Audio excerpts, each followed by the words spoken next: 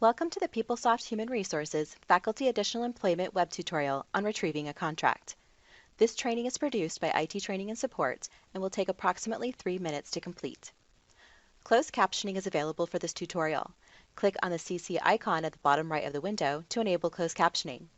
If you experience any issues with this tutorial, please email ittraining@fullerton.edu or call 657-278-5647. To retrieve faculty additional employment contracts, begin by selecting My Workplace on Titan Online. Select Faculty Appointments.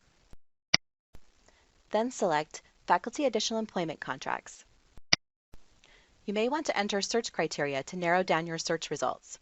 For example, you can enter run dates to view only contracts run in the last month, or you can select a department from the drop-down menu to view only contracts in that department. Then click Search.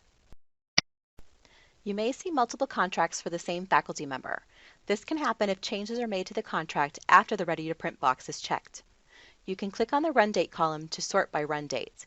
This will allow you to find the contract with the most recent run date, which should include all of the changes made to the contract. Click on a contract to view it. The contract PDF will open in a new window or tab. Download the contract using the built-in Adobe PDF toolbar in the web browser. In most browsers, you can also right-click on the contract and choose Save As or Print. After you have downloaded the contract, print it and obtain the required signatures. You will store the signed contract in the appropriate location.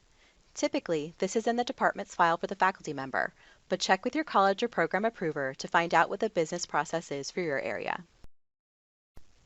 Thank you for viewing this Faculty Additional Employment web tutorial.